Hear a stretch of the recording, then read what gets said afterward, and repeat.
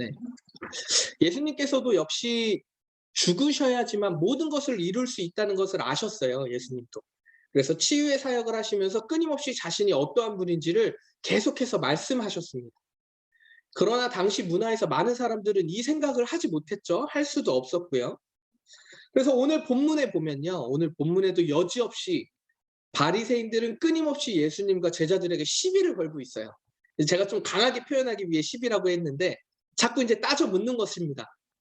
자신들의 신앙과 자신들의 삶, 그리고 자신들의 그 삶의 문화와 결을 달리하고 있는 예수님과 제자들이기에 못마땅한 거예요.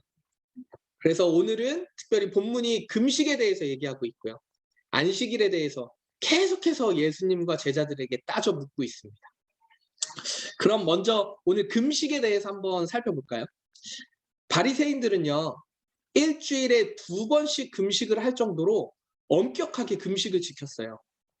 예를 들어서 물이 부족한 건기 있잖아요. 안 그래도 물이 부족한 곳인데 물이 부족한 건기에 물도 마시지 않을 정도의 엄격한 금식의 문화를 바리새인들은 지켰어요. 그 율법을. 근데 이런 바리새인들이 보기에 예수님과 제자들이 금식을 하지 않는 것이 못마땅한 거죠. 근데 심지어는 뭐라고 얘기하냐면요. 세례 요한의 제자들도 금식하고 있는데 왜 예수님의 제자들인 너희는 왜 안 하느냐 이렇게 묻고 있는 거죠. 이해가 좀 되죠? 바리새인들의 말이 좀 일리가 있는 말이죠. 충분히 바리새인들의 입장에서는 이해가 되는 부분입니다. 하지만요, 우리가 여기서 좀 주의 깊게 알아야 되는 게 뭐냐면요. 실제 율법에서는요. 금식을 바리새인들의 금식으로 명하지 않았어요. 그러니까 바리새인들이 하고 있는 그 금식의 모양이 율법에서 요구했던 금식의 모양이 아니었어요. 레위기 16장에 보면요. 금식에 대한 율법을 자세하게 말하고 있는데요. 이 율법에 의하면 금식은 오직 대속죄일, 속죄일에만 하도록 요구하는 것이 율법이었거든요. 그러니까 한 번만 했으면 됐어요. 속죄일이라는 날이 다가오면 그때 한 번만 하면 되는 것이 금식이었어요. 이게 무슨 말이냐 하면 바리새인들은요. 이 속죄일에 해야 할 금식에 더하여서 좀 더 거룩하게 지내기 위해서 다른 율법들, 다른 금식의 여러 가지 요건들을 계속해서 넣었다는 거예요. 그래서 결국에 뭐가 됐어요? 일주일에 2번씩이나 금식을 하는 본인들의 경건의 생활을 유지하기 위해 그렇게 했다는 것이죠. 근데 더 나아가 볼까요? 바리새인들은요. 금식을 하는 이유와 태도 또한 예수님과 제자들과 달랐어요. 원래 금식의 목적이 무엇이냐면요. 금식의 목적은요. 기도하면서 회개하는 거예요.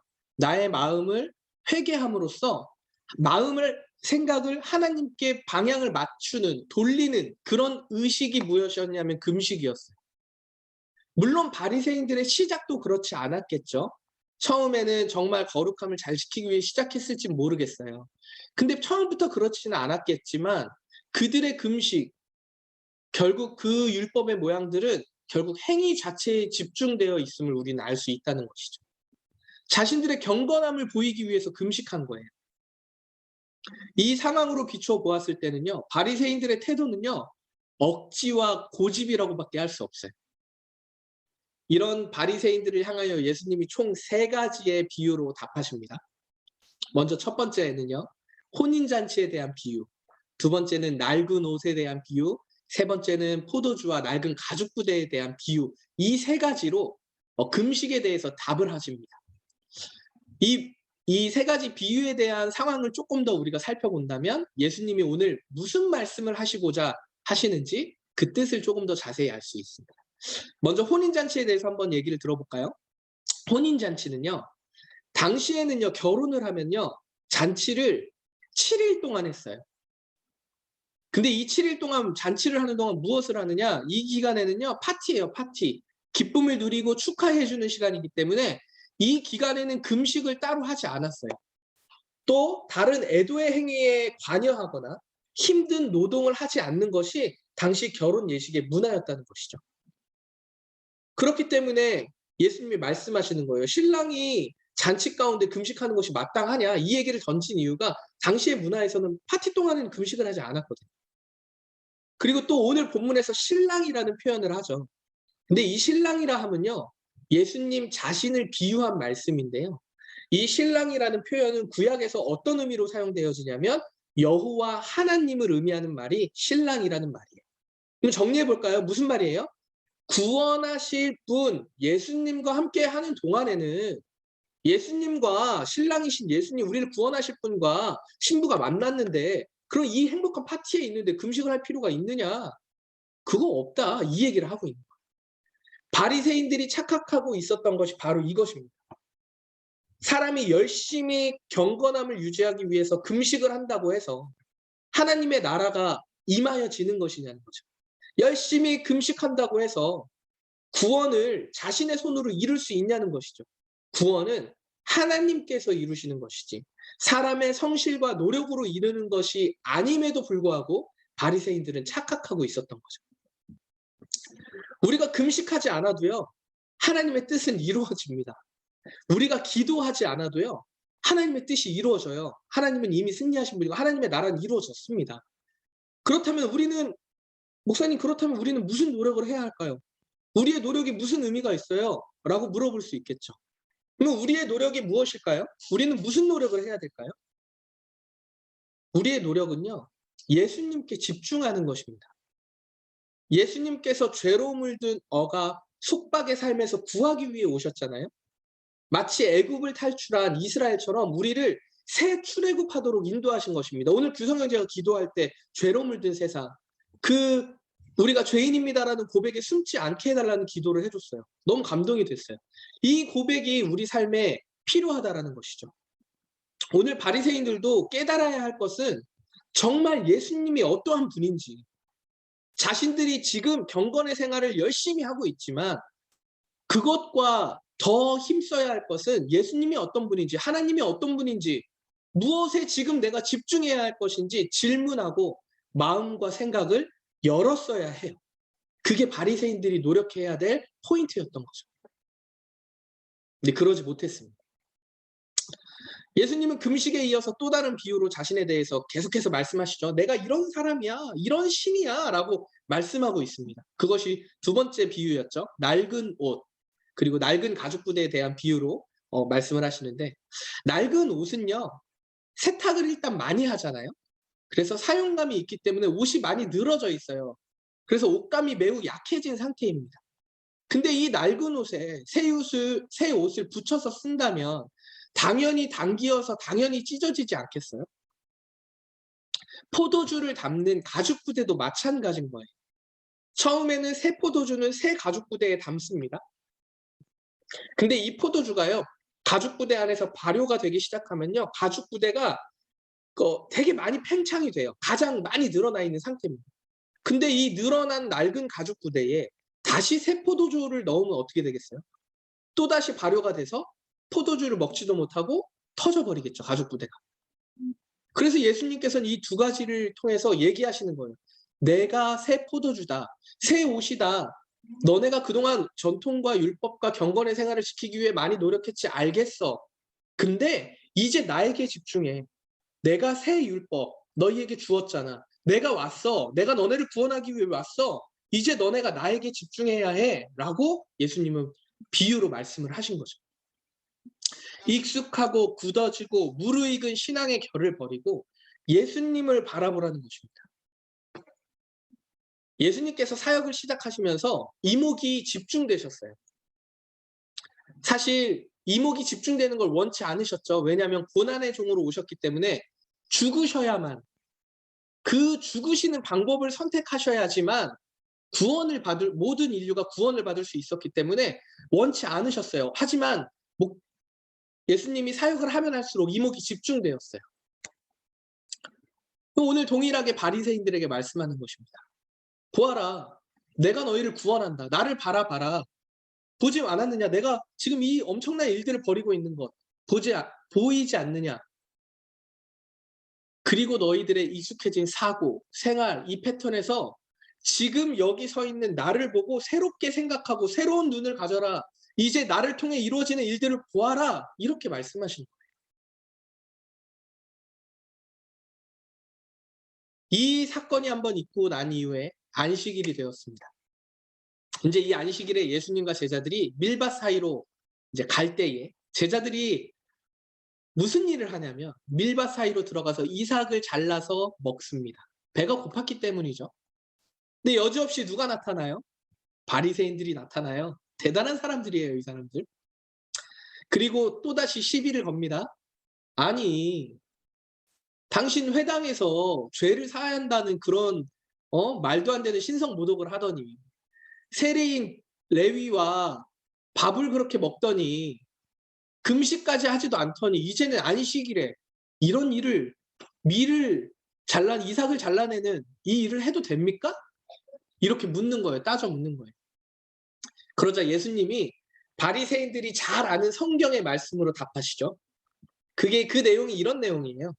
다윗이 사울 왕의 이 무력에 공포에 좀 무서워서 피해서 도망을 다닐 때에 진설병이라고 하는 것은 제사장만 먹을 수 있는 진설병이었거든요.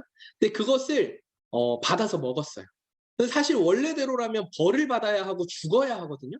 근데 하나님께서는 벌을 내리지 않으셨어요. 왜냐하면 굶어 죽기 일보 직전이었기 때문이에요. 근데 이 이야기를 구약에 있던 바리새인들도 이 내용을 잘 알고 있었던 거죠. 성경을 통해 봤으니까. 이 이야기를 바리새인들에게 말씀하는 거예요. 야, 너네 보지 않았어? 아니, 배가 고파서 죽을 지경에 빠진 이 위급한 상황에서 안식일을 지키는 것이 맞느냐고 묻는 게 맞아?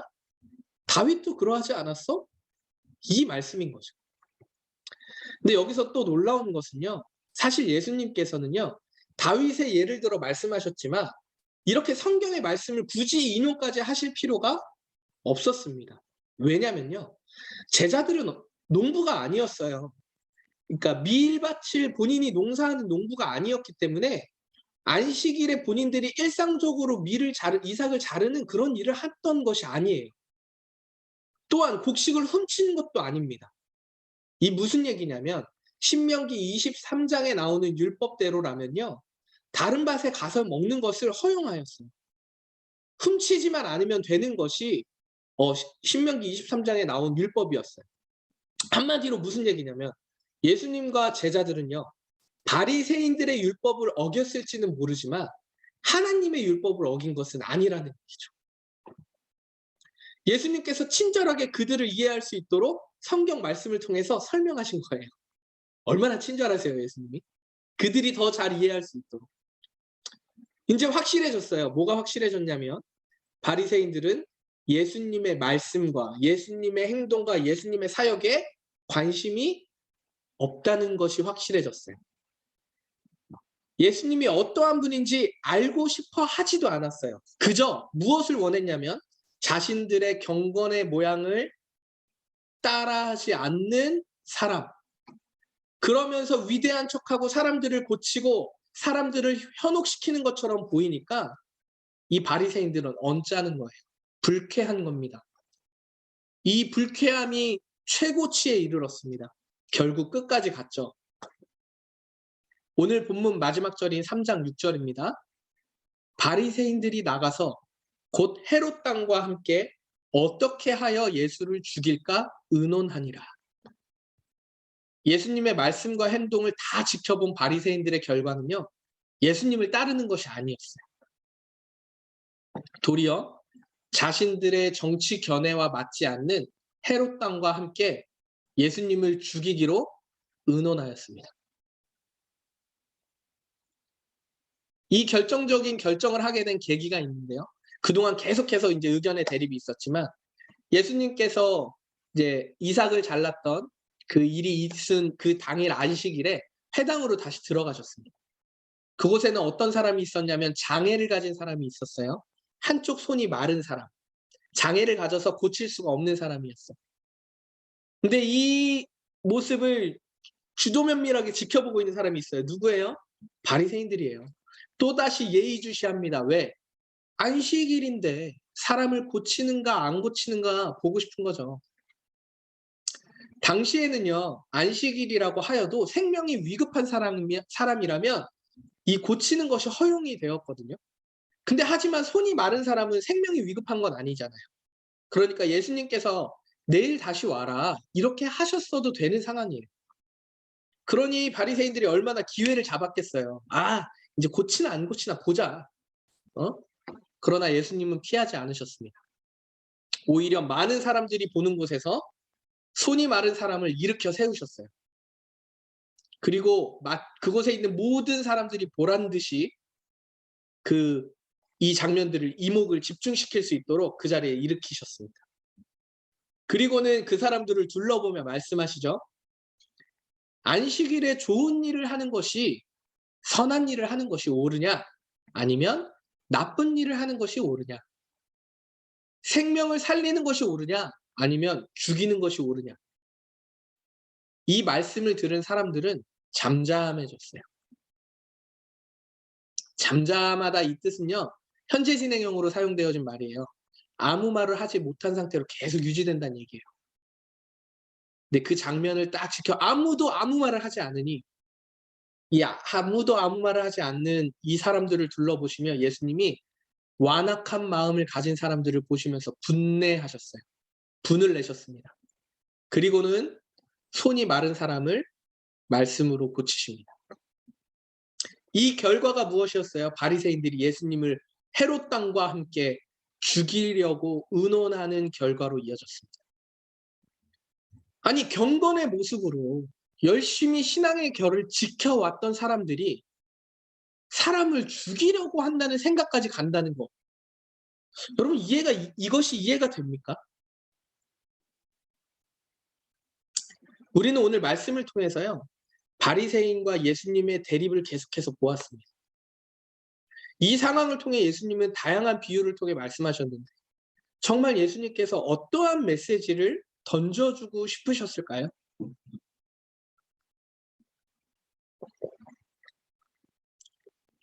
계속해서 바리새인들과 예수님은요. 생각이 일치하지가 않아요. 마치 평행선을 달리듯 일치하지 않아요. 손이 마른 사람을 고쳤을 때에도 바리새인의 태도와 예수님의 태도는 달랐습니다. 그럼 비교해 볼까요? 바리새인들은요. 손이 마른 사람의 고침을 보고 동일하게 예수님처럼 분노하였거든요. 근데 바리새인들의 분노의 결과가 뭔지 아세요? 계속 얘기 드리잖아요. 예수님을 죽이자고 하는 것이 바리새인들의 분노의 결과였어요. 근데 예수님은요. 그들의 완악함을 보시고 동일하게 분노하셨어요. 근데 예수님의 분노의 결과는요. 손이 마른 사람을 고치시는 것이었습니다. 생명을 선택하신 것이죠. 예수님의 초점은요. 모든 사역 가운데 한 번도 흔들리신 적이 없어요. 내가 너희를 구원할 것이다. 그러니 나의 안에 거하라. 내가 너희를 사랑으로 보호할 것이다. 그러니 나의 안에 거하라.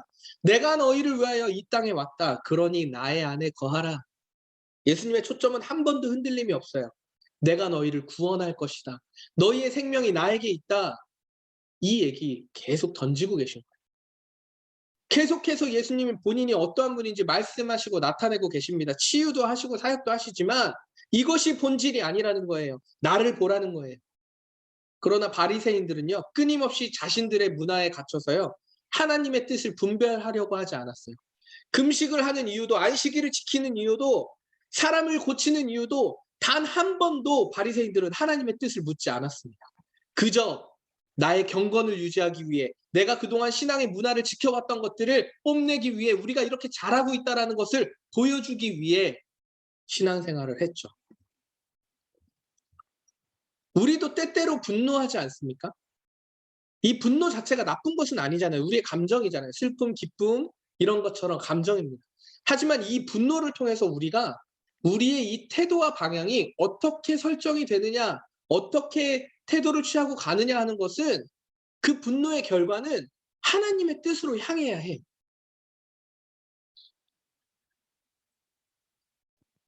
우리도 바리새인들과 같이 금식하고 열심히 신앙생활을 합니다. 하지만 그 신앙생활의 이유 또한 하나님의 뜻을 묻고 그 뜻을 이루며 살아가는 것이죠. 이것이 우리의 목적이 돼야 하는 것입니다.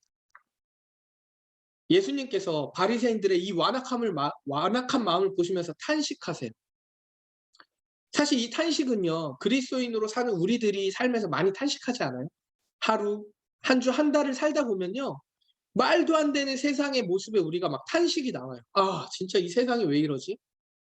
사람 사는 곳이 도대체 왜 이러지? 도무지 상식적으로 이해 안 되는 일들이 우리 안에 너무나 많이 있습니다. 주중에 정말 말도 안 되는 일이 벌어졌어요. 러시아와 우크라이나의 전쟁이 일어났습니다. 이것을 전쟁이라 할 수 있나요? 일방적인 폭격과 침략 아닐까요? 우리나라도 여전히 분단 국가이고 전시 중인 상황이지만 실제로 도시에 폭탄이 떨어지고 비행기가 떠다니고 피난을 가고 사람이 죽어가는 모습을 본 적이 없어요. 단지 우리의 역사 속에 우리가 배워왔을 뿐이죠. 이 시대의 전쟁이라는 게 이해가 됩니까? 무엇 때문에 전쟁이 일어나야 했을까요? 수많은 매체에서 여러 다방면으로 분석하면서 뉴스를 쏟아내고 있어요. 경제적인 분석을 해요. 이것이 경제적으로 어떤 이득과 무엇 때문에 그랬으며 전쟁의 이유를 따지면서 경제적으로 또 외교적인 문제를 따지고 들어갑니다. 이런 이유에서 저런 이유에서 전쟁이 벌어졌다고 얘기해요. 심지어는요. 주식이 폭락했다. 미국과 러시아의 짜고치는 고스톱이다. 미국도 경제가 망하는 걸 원치 않기 때문에 참여하지 않을 것이다 등등 너무나 쉽게 매스컴에서는 뉴스를 쏟아붓고 있습니다. 여러분 이 모든 것이 뭐가 그렇게 중요합니까? 주식 폭락이 생명보다 귀합니까? 경제와 외교의 문제가 가볍게 넘길 문제는 아니라는 것 알아요. 하지만 그것이 생명보다 귀한가요? 어떤 이유에서도 생명보다 귀한 것은 없습니다. 예수님이 이 땅의 고난의 종으로 죽으셔야만 했던 이유가 생명을 위해서였어요. 당시 수많은 사람들의 손가락질과 핍박 속에서 죽으셔야 했던 그 이유가 우리를 살리기 위해서였다는 것이죠. 예수님이 분노하신 이유는 바로 여기에 있습니다. 앞으로 내가 고난의 종으로서 생명을 살리기 위해 내가 죽을 것인데 여전히 사람들의 마음은 완악한 거예요. 생명이 율법보다 귀해야 하고 생명이 자신의 권위와 가치보다 중요해야 하는데 그렇지 않다는 거예요. 율법이 생명보다 귀한 거예요. 자신의 가치와 자신의 신앙의 문화와 자신의 종교적 그 신념이 생명보다 더 귀하다는 겁니다. 사랑과 평화보다 자신의 이익이 더 중요하다라고 얘기하고 있는 것입니다. 이것에 예수님은 분노하셨어요. 오늘 예수님께서는 우리에게도 동일하게 묻고 계십니다. 선한 일을 하는 것이 옳으냐? 나쁜 일을 하는 것이 옳으냐? 생명을 살리는 것이 옳으냐? 사람을 죽이는 일이 옳으냐? 이 명확한 명제 아닙니까? 명확한 질문 앞에 우리가 망설여야 할 이유가 전혀 없습니다. 우리는 당연히 하나님 뜻에 합당한 선을 선택해야 해요. 선을 행해야 합니다. 그런데 여기서 물론 이 선이라는 것이요. 매우 복잡한 이해관계가 가지고 있어요. 요즘 시대에는 특히 더 그렇습니다. 누구에게는 선이라고 할지라도 누구에게는 악이 될 수 있거든요. 그렇다면 우리가 어떻게 선을 행합니까?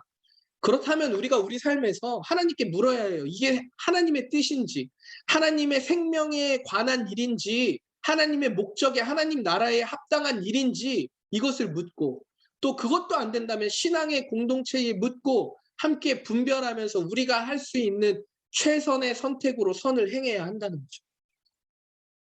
무엇보다 생명을 살리는 일을 선택하는 것입니다. 그걸 위해서 예수님이 죽으셨으니까요. 완악한 마음을 가진 자들의 특징이 무엇이냐면 영적으로 도덕적으로 되게 거룩한 척하지만 되게 무지하다라는 거예요. 영적으로 도덕적으로 엄청 무지합니다. 나밖에 없습니다. 마음이 강팍해서 예수님이 실제로 누구인지 볼 수도 없고 궁금하지도 않고 알려고 하지도 않아요. 그저 내 주변에 다른 사람의 필요도 인정할 수 없고 내 주변에 있는 것만 원해요. 관심도 없습니다. 다른 사람의 일들에. 또한 결정적으로 누군가의 치유, 누군가의 생명의 살아남에 함께 즐거워하지도 않고 기뻐할 줄도 모릅니다. 손이 마른 사람이 회복되었으면, 평생 장애를 가진 사람이 회복되었으면 놀라운 일에 기뻐하고 야, 너 이제 진짜 멋지게 살자. 우리 같이 진짜 열심히 기쁨으로 하나님 믿고 살자. 이렇게 해도 모자른데 예수님을 죽일 생각을 하는 거. 이게 완악한 마음을 가진 사람들의 일이죠.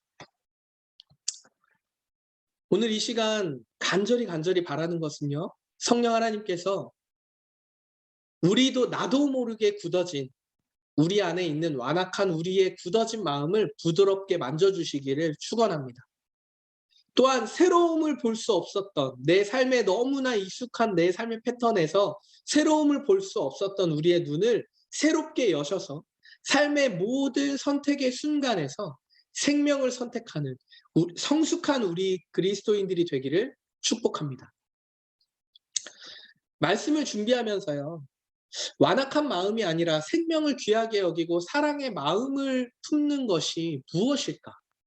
그것이 구체적으로 어떤 것일까 고민해 봤어요. 그리고 혹시 내 삶에 그런 일들이 있었나 같이 고민해 봤습니다. 그리고 나서 좀 몇 가지를 적어 봤어요. 그래서 사랑의 마음이 무엇일까? 생명을 귀하게 여기는 마음이 무엇일까 했을 때 이런 것이 아닐까 생각했습니다. 한 형제가 취업을 했어요.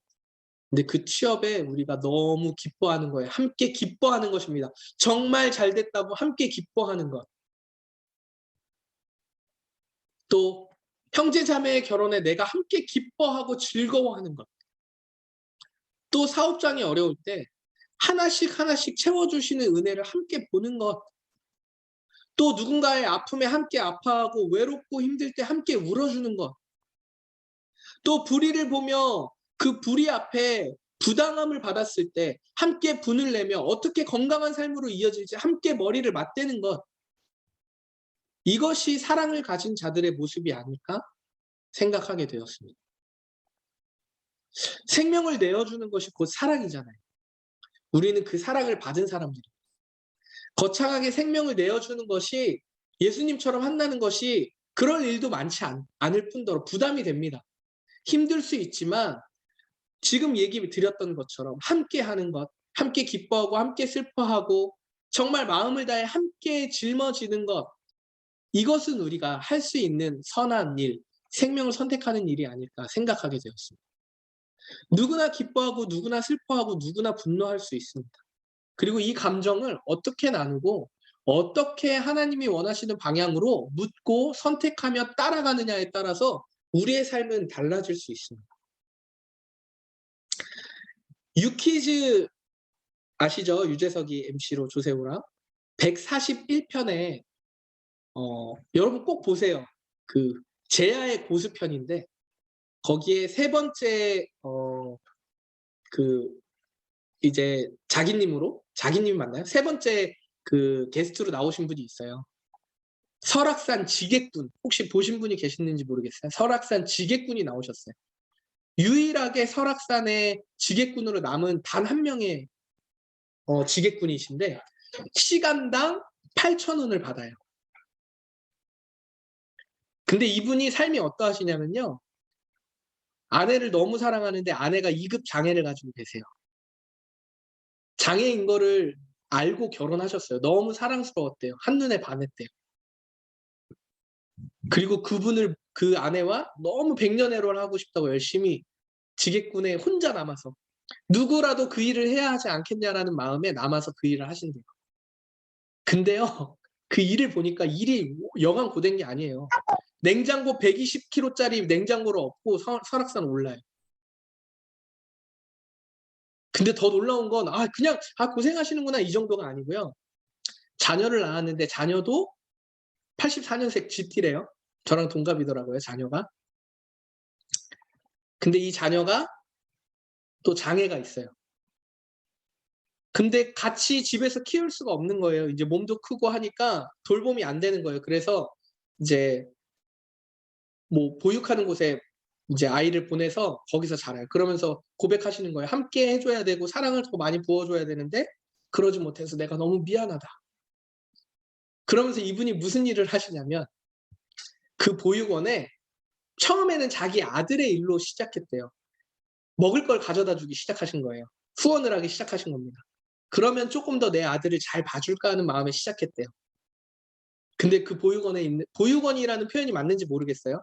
근데 그곳에 보낼 때마다 그곳에 있는 아이들이 너무 환하게 웃더래요. 그래서 이제는 막 4군데 5군데 곳곳에 계속 후원을 하기 시작하셨대요. 그리고 후원하신 금액이 얼마인지 아세요, 여러분? 1억이에요. 1억. 물론 시작은 자신의 아들 때문일지 모르겠어요. 하지만 이분이 가지고 있는 기본적인 마음의 태도와 생각, 그리스도인인지 아닌지 모르지만 태도가 어떠냐면요. 나라도 남아서 할 수 있는 한 이 지게꾼이라도 이걸 필요로 하는 사람이 있으니 해야 되지 않겠냐. 그리고 누군가가 웃는 모습을 보니 내가 너무 좋아서 계속 후원을 하게 된다. 여러분 이런 마음은 쉽게 가질 수 없죠. 이분이 이런 말을 하시더라고요. 산을 오르는 것보다 내려오는 게 어렵다고. 높은 곳에 올라가는 것보다 내려오는 게 어렵다고. 제가 그 얘기를 듣는데 예수님이 생각이 났어요. 예수님은 치유하고 고치시고 모든 것을 하시면서 가장 높은 곳에 계실 수 있는 분이셨거든요. 근데 가장 낮은 곳으로 오시기를 선택하셨어요. 멸시와 천대를 받고 죽으시기로 작정하셨어요. 그렇게 아니면 사랑을, 생명을 나눠줄 수 없기 때문이었죠. 제가 바라기는요. 우리 올디너리 성도님들의 삶의 태도, 생각, 마음이 늘 하나님께 향해 있기를 간절히 소망하고 또 축복합니다. 한 주를 살아내실 때요. 수많은 선택과 마음의 변화 가운데 주저없이 사랑을 선택하기를 소원합니다. 생명을 선택하는 복된 삶이 되기를 축원합니다. 이 시간 좀 함께 기도했으면 좋겠는데요.